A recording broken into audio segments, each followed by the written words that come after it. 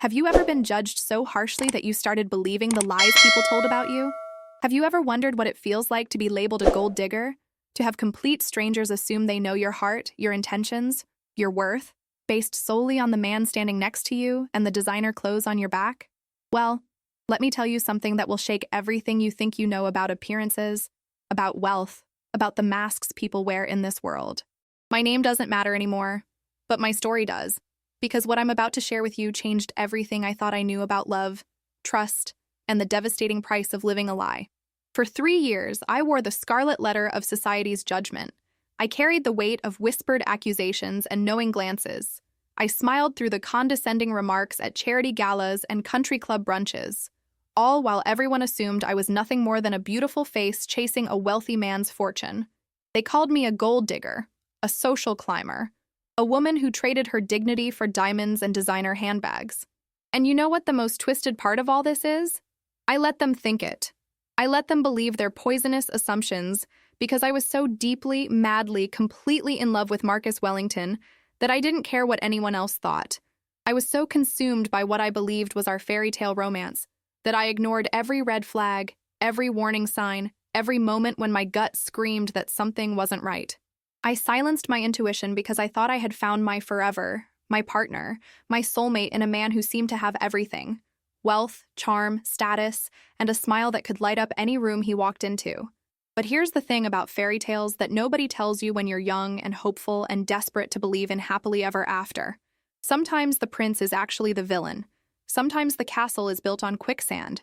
And sometimes the person everyone warns you about turns out to be the only one telling the truth. I met Marcus on a rainy Tuesday afternoon in October, 3 years ago, in the most unremarkable way possible, which somehow made it feel even more magical at the time. I was working as a freelance graphic designer, barely making enough to cover my studio apartment rent in a neighborhood that real estate agents generously called up and coming, but was really just code for, you'll hear your neighbors through paper-thin walls every single night. I had stopped into this little coffee shop near my apartment, the kind of place with mismatched furniture and local art on the walls, where the baristas knew your order by heart, and the coffee actually tasted like coffee instead of sugar and artificial flavoring. I was soaked from the sudden downpour, my laptop bag clutched against my chest, my hair plastered to my face, mascara probably running down my cheeks, looking absolutely nothing like the polished, put-together woman I would later become. I remember standing in line, shivering, mentally calculating whether I could afford both a coffee and a muffin, or if I needed to choose one or the other to stay within my daily budget. That's where I was in my life, counting pennies, stretching dollars, working 16-hour days just to keep my head above water while building a freelance career that everyone told me would never sustain me.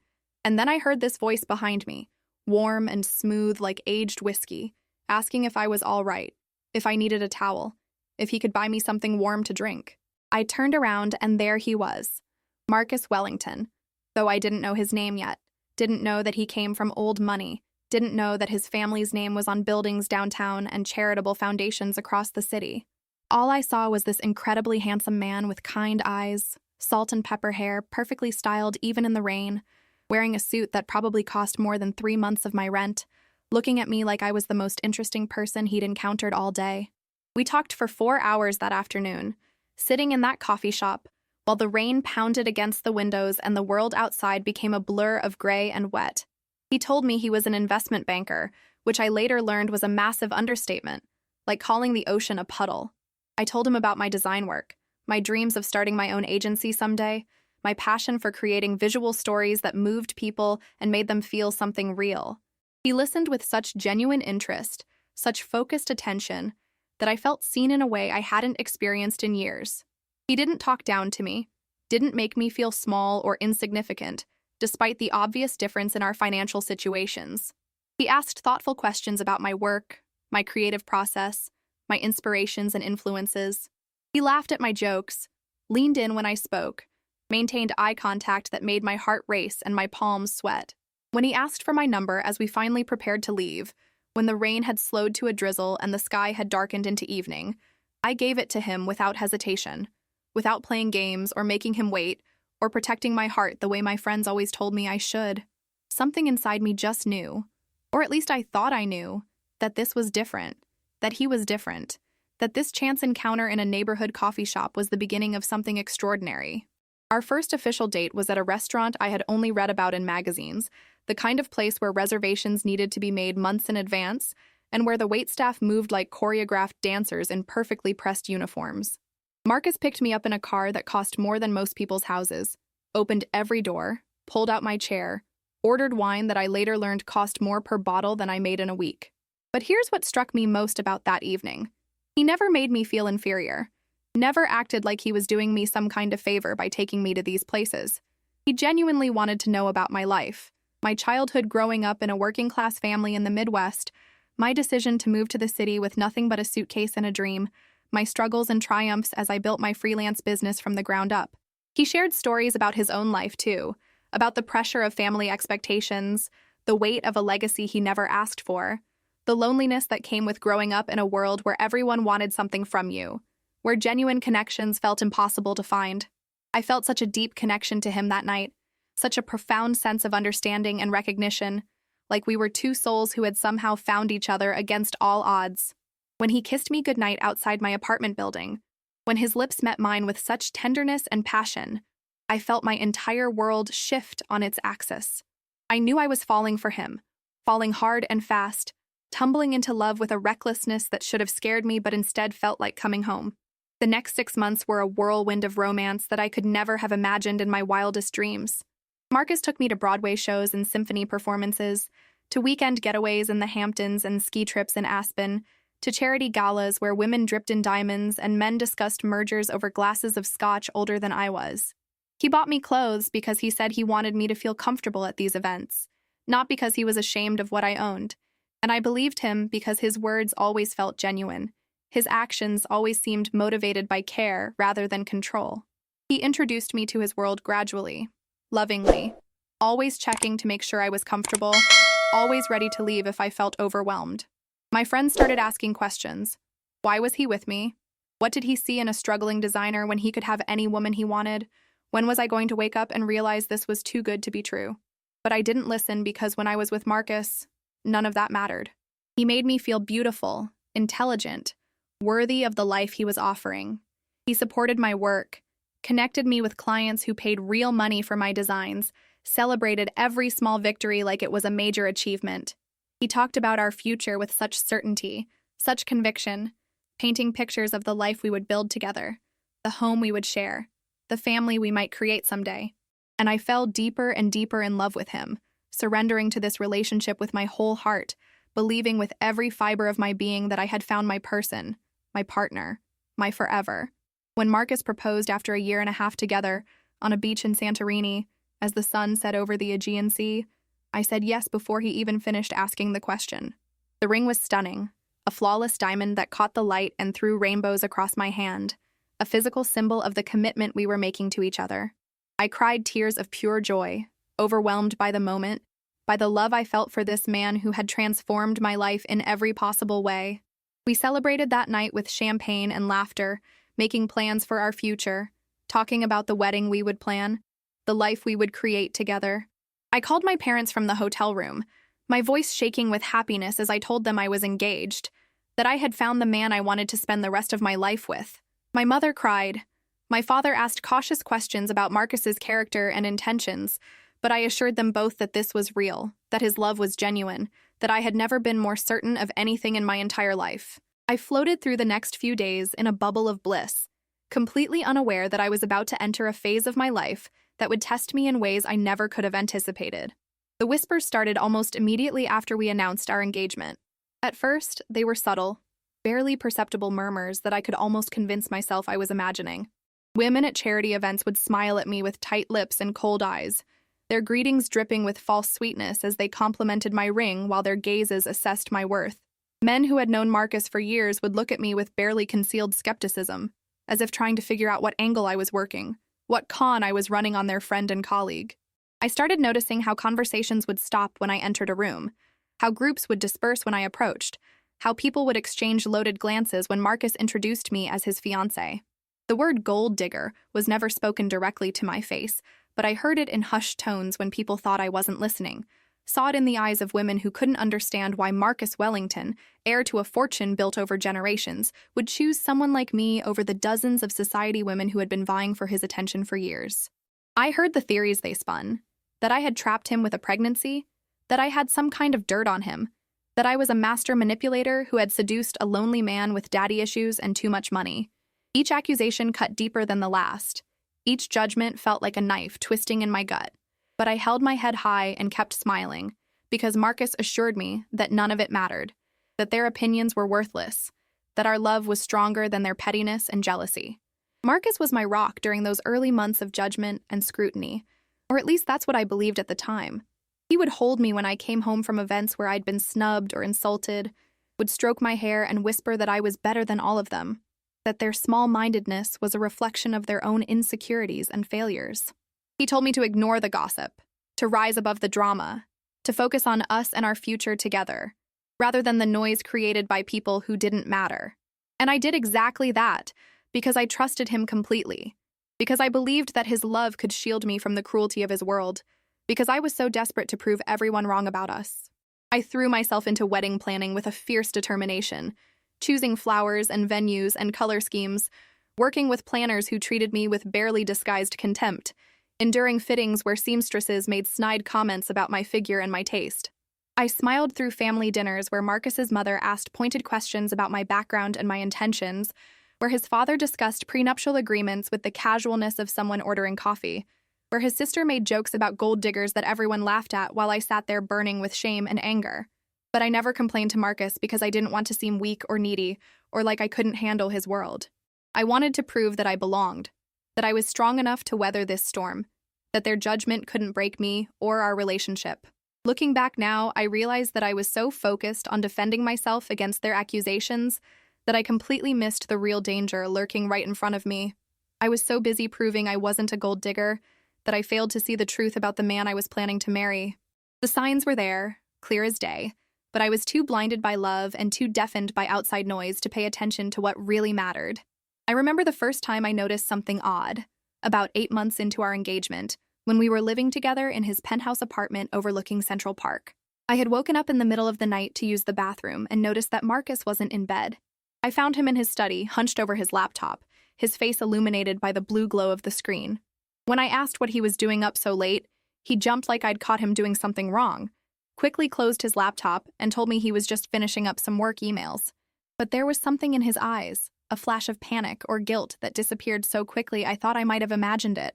He led me back to bed, kissed my forehead, and held me until I fell asleep, and in the morning I convinced myself it was nothing. Just a man working hard to provide for his future family. But then there were more incidents. More moments that didn't quite add up when I replayed them in my mind. Phone calls he would take in another room, always with the door closed, always speaking in hushed tones that I couldn't quite make out. Business trips that seemed to come up suddenly, last-minute emergencies that required him to fly across the country with barely any notice. Passwords on his computer and phone that he changed regularly, always with some explanation about security protocols at work. Credit card statements that he kept locked in his desk drawer, waving away my offers to help manage our household finances by saying he had accountants who handled all of that. Friends I'd never met who he would mention in passing but never introduce me to, always with vague explanations about them being colleagues or acquaintances from his past. I would ask questions, gently at first, trying not to seem suspicious or controlling, but he had an answer for everything, a perfectly reasonable explanation that made me feel silly for even wondering. He would turn it around on me sometimes, asking if I didn't trust him, reminding me of all the ways he'd proven his love and commitment, making me feel guilty for doubting the man who had given me so much. And because I loved him, because I was still fighting against the gold digger label, because I didn't want to be that insecure, paranoid woman who destroyed a good relationship with baseless accusations, I pushed my concerns aside and chose to believe him. The real unraveling began about 3 months before our planned wedding date, on a Thursday evening that started like any other. Marcus had told me he had a late meeting with potential investors and wouldn't be home until after 9. I decided to surprise him by cooking his favorite dinner, setting the table with candles and wine, creating a romantic evening to reconnect after weeks of wedding stress and busy schedules. But when 9 o'clock came and went with no Marcus, when his phone went straight to voicemail, when I texted and got no response, I felt that familiar knot of anxiety forming in my stomach. By 10 o'clock, I was worried that something had happened to him, imagining car accidents and medical emergencies, my mind spiraling into worst-case scenarios. I called his office and got no answer. I called his assistant, and she seemed confused, telling me that Marcus had left the office at his regular time around 6. I felt my blood run cold, felt my hands start shaking as I realized he had lied to me about where he was, about who he was with, about what he was doing. Have you ever experienced that moment when everything you thought you knew suddenly shifts? When the ground beneath your feet turns to quicksand? When reality rearranges itself into something unrecognizable and terrifying?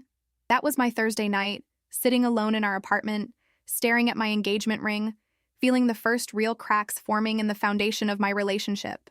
Marcus came home just after midnight, and the moment I saw him, I knew something was wrong. His tie was loosened, his shirt slightly wrinkled, his hair messed up in a way that looked nothing like wind or rain, but everything like hands running through it. There was lipstick on his collar, faint but unmistakable, a shade of red I never wore. When I confronted him, when I asked him point blank where he had been and who he had been with, I watched something shift in his face, a calculation happening behind his eyes as he decided which lie to tell me. He went with the classic. An old friend was in town. They'd grabbed drinks. He'd lost track of time. His phone had died. But his voice lacked conviction. His eyes wouldn't meet mine. And I felt something inside me snap. Some protective barrier that had been keeping me in denial finally giving way. I told him I knew he was lying, that I needed the truth, that I deserved the truth after everything we'd built together. And that's when he got defensive, raising his voice for the first time in our entire relationship, accusing me of being paranoid and controlling, throwing my insecurities about his world back in my face, telling me that if I couldn't trust him, then maybe we shouldn't get married after all. It was a manipulation tactic, and somewhere deep down I knew it. But in that moment it worked because I was so scared of losing him, so terrified of being alone again, so desperate to preserve the fairy tale I'd been living. I apologized, I backed down, I let him hold me while I cried, and I hated myself for being so weak, for choosing comfort over truth, for betraying my own instincts yet again. But that night changed something fundamental in me, planted a seed of doubt that no amount of his reassurance could completely eradicate.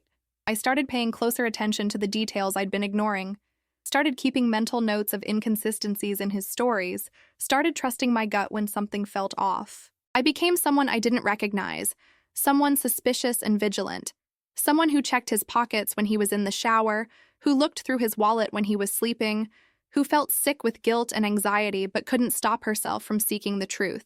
And the more I looked, the more I found.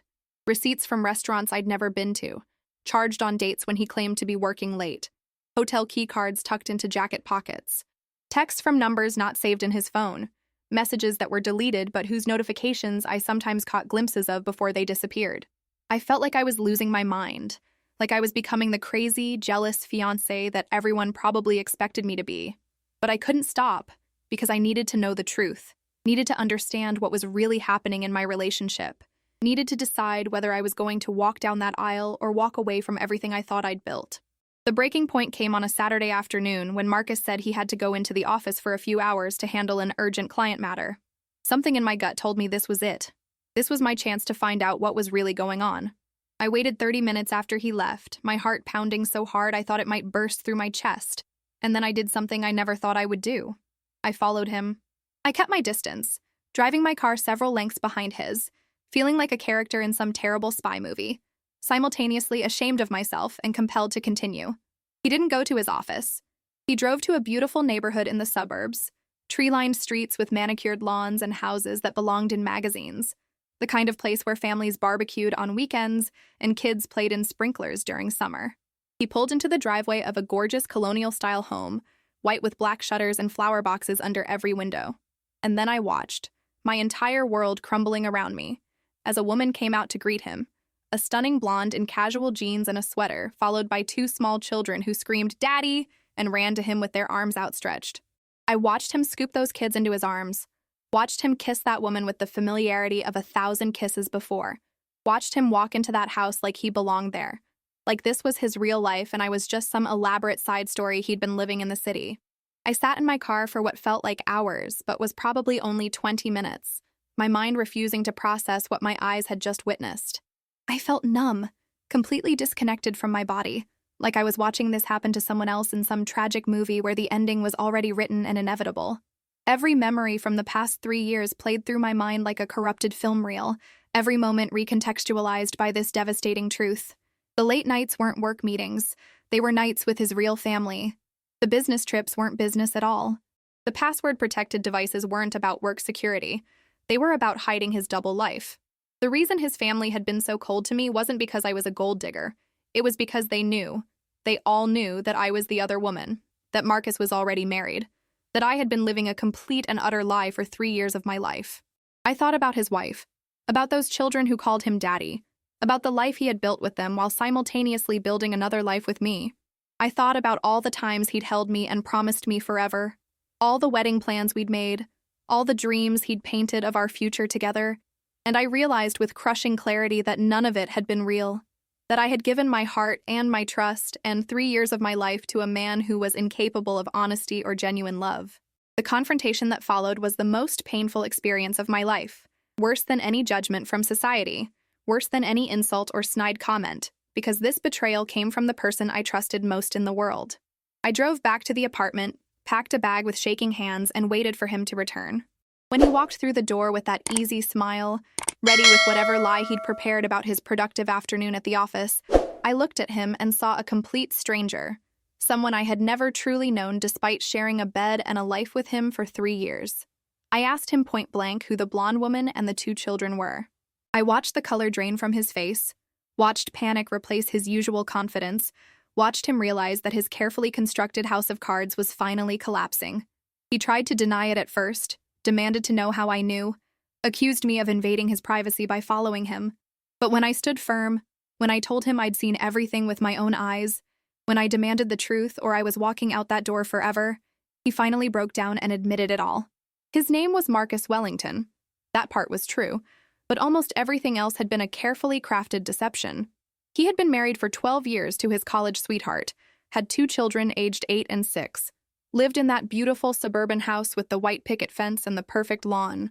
His wife knew nothing about me, thought he worked late hours and traveled extensively for business, trusted him completely because why wouldn't she trust her husband of over a decade, the father of her children, the man she'd built her entire life around? He'd met me during what he called a rough patch in his marriage, had never intended for it to become serious, but then he fell for me, found himself unable to let me go, convinced himself he could somehow maintain both lives indefinitely. The business trips were often just nights at the apartment with me. The weekend getaways were stolen from family time, covered by lies about work conferences and client meetings. Everything, absolutely everything, had been a manipulation, a performance, a fiction he'd written with my heart and my future as nothing more than props in his twisted fantasy.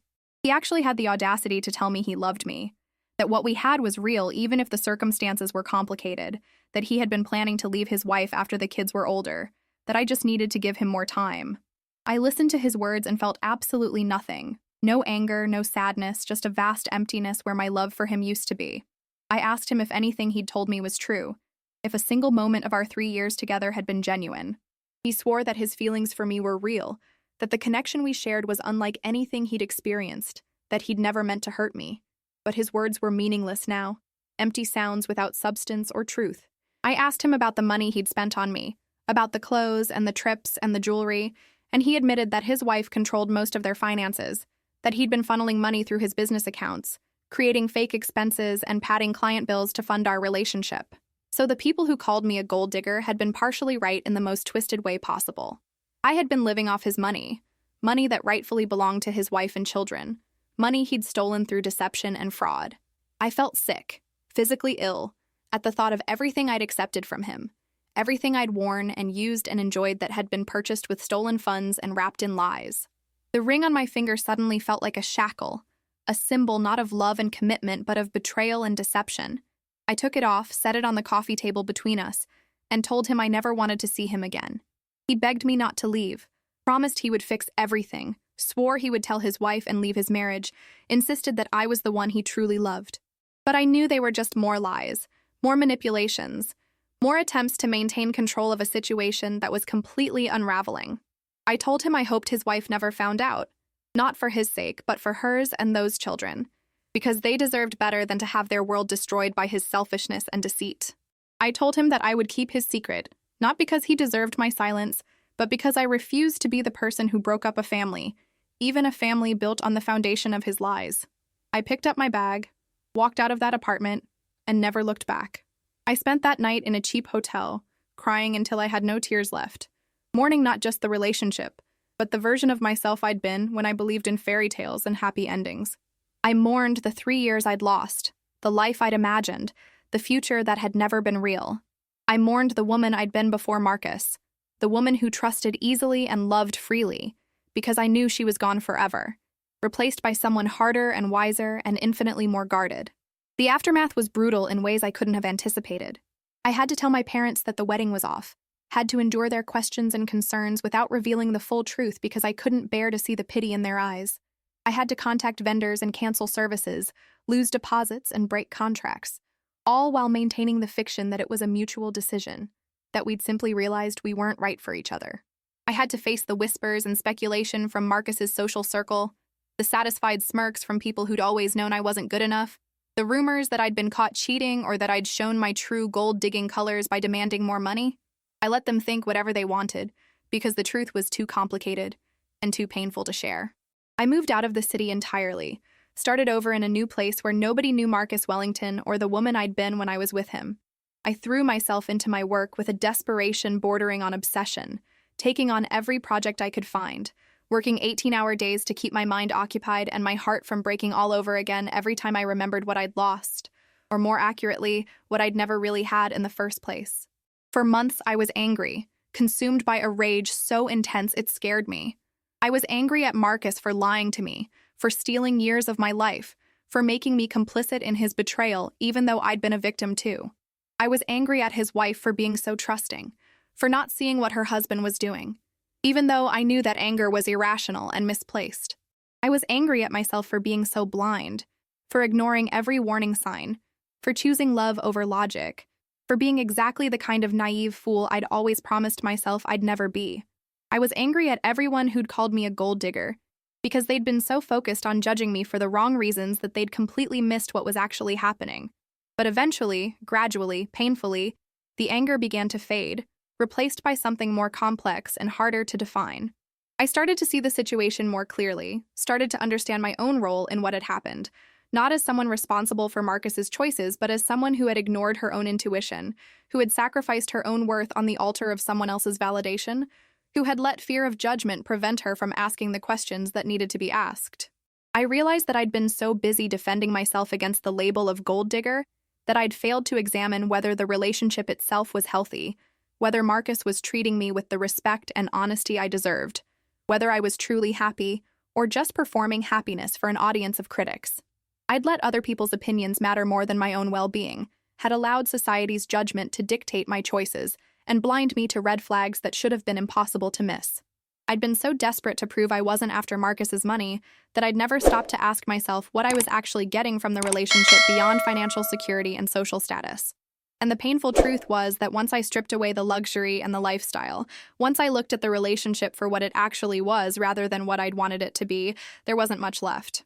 Marcus had never truly known me, had never asked about my dreams beyond how they related to his world, had never supported my independence or encouraged me to maintain my own identity outside of being his fiancé. He'd loved the idea of me, the young woman he could mold and shape and control, but he'd never loved the real me because he'd never given me the space to be fully myself.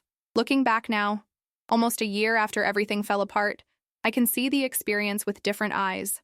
I don't regret the pain because it taught me lessons I needed to learn about self-worth and intuition, and the danger of losing yourself in someone else's story. I learned that other people's judgments, even when they're cruel and unfair, are just noise that has no bearing on your actual worth or value. I learned that fairy tales are just stories, that real love requires honesty and respect and genuine partnership, not grand gestures and expensive gifts that paper over fundamental incompatibilities. I learned that being alone is infinitely better than being with someone who treats you as an accessory to their life, rather than a partner in building something real and meaningful. I learned to trust my instincts, to ask hard questions even when I'm afraid of the answers, to value my own peace and happiness over anyone else's expectations or judgments. Most importantly, I learned that I am enough, exactly as I am, without needing someone else's wealth or status or validation to prove my worth to the world. The irony of the entire situation isn't lost on me. Everyone called me a gold digger, accused me of being with Marcus for his money, assumed I was a shallow opportunist chasing a wealthy man for financial security. But the truth was so much more complicated and heartbreaking than their simple narrative allowed for. I wasn't a gold digger. I was a woman genuinely in love, willing to endure judgment and criticism because I believed in the relationship, because I thought I'd found my person, because I trusted that our love could overcome any obstacle. And Marcus, the man everyone defended and sympathized with, the wealthy heir who could have anyone he wanted, turned out to be the real fraud, the actual gold digger in a sense, stealing from his own family to fund a double life, mining my emotions and my trust for his own gratification and ego, treating both his wife and me as commodities to be managed rather than human beings deserving of honesty and respect. The people who judged me so harshly had been looking in completely the wrong direction, focusing on the symptom rather than the disease, attacking the victim while celebrating the perpetrator. I think about his wife sometimes. Wonder if she ever found out, if she's still living in that beautiful house believing in a marriage that may or may not be real. Part of me wanted to tell her, felt she deserved to know what kind of man she was married to, what kind of father was raising her children. But another part of me couldn't bring myself to be the instrument of her destruction, couldn't bear the thought of those children's faces when their world fell apart. So I kept silent, carried the weight of that knowledge alone, and tried to find peace with the decision. I hope she never experiences the pain I did. Hope she never has to face the moment when everything she believed about her life turns out to be fiction. But I also know that truth has a way of emerging eventually, that lies this big and this sustained rarely stay buried forever, that Marcus's pattern of deception will likely catch up with him someday. When it does, I hope she has people around her who will support her without judgment, who will help her rebuild without blaming her for failing to see what was hidden so deliberately and skillfully. As for me, I'm learning to live again, to trust again, to open my heart to the possibility of real love, even after such devastating betrayal. It's not easy, and there are days when the pain feels as fresh as it did that Saturday afternoon, when I watched my entire world collapse in a suburban driveway. But I'm building a new life, one based on honesty and authenticity, one where I make choices that honor my own values and needs rather than performing for an audience or trying to prove myself worthy of someone else's world. I've reconnected with friends I'd neglected during my years with Marcus, rebuilt relationships with family members who'd expressed concerns I'd dismissed, started dating again with clear boundaries and non-negotiable standards. I'm successful in my own right now, running a design agency that's profitable and growing, working with clients I respect on projects that matter to me, making enough money to support myself comfortably without depending on anyone else. I don't need a man's wealth to validate my existence or prove my worth to society. I am my own person, complete and whole, exactly as I am. So here's what I want you to take away from my story, what I hope you'll remember long after you've watched this video and moved on with your day. First, never let other people's judgments define your worth or determine your choices. The voices of critics and gossips and small-minded people who think they know your heart are just noise, meaningless static that says more about them than it does about you. Second, trust your instincts, always, even when trusting them means facing painful truths or making difficult decisions. Your gut knows things your mind hasn't processed yet, and ignoring those whispers of warning always leads to greater pain down the road. Third, real love is built on honesty, respect, and genuine partnership. If you have to hide parts of yourself, if you're constantly defending your worth, if you feel smaller rather than bigger in the relationship, then it's not love no matter what label you put on it. Fourth, you are enough exactly as you are, without needing someone else's status or money or validation to complete you. Your worth is inherent, unchangeable, not determined by your bank account or your partner's last name or the judgment of people who don't even know you. And finally, fifth, sometimes the person everyone warns you about turns out to be right, and sometimes the person everyone celebrates turns out to be a fraud.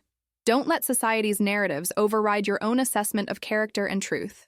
Look beyond the surface, ask hard questions, demand honesty and transparency, and never settle for less than you deserve just because someone makes you feel special or rescues you from a life you're unhappy with. Build your own life first. Become your own person. Achieve your own success. And then find someone who enhances that life rather than defining it. That's the lesson I learned. The wisdom bought with 3 years of my life, and an ocean of tears and a pain so profound I thought I might never recover. But I did recover. I am recovering. Getting stronger every day. Building something real and sustainable and genuinely mine. And if I can do it, if I can survive this betrayal and come out the other side still believing in love and hope and possibility, then you can too. Whatever you're facing, whatever pain you're carrying, whatever lies you've been living or truths you need to face. Have you ever been in a situation where everything turned out to be different from what you believed? Have you ever trusted someone completely only to discover they were living a double life? I want to hear your stories, your experiences, your wisdom earned through pain and survival. Please share in the comments below because we learn from each other. We heal together. We grow stronger by breaking our silence and connecting with others who understand what it means to rebuild after devastation. And if this story touched your heart, if it resonated with your own experiences or taught you something valuable, please leave a like to help others find this video, to let them know they're not alone in their pain or their recovery. Subscribe to my Truth Revealed Tales for more stories like this one, real experiences from real people who've survived betrayal and heartbreak and emerged stronger on the other side. Hit that notification bell so you never miss a new story, because every week we share narratives that matter, truths that need to be told, experiences that remind us of our shared humanity and resilience. Remember, your story matters, your pain is valid, your recovery is possible, and you are so much stronger than you know. Thank you for listening to mine, for being part of this community, for proving that even in our darkest moments, we're never truly alone. Until next time, keep living your truth, keep honoring your worth, and keep believing that better days are ahead. Because they are, I promise you, they absolutely are.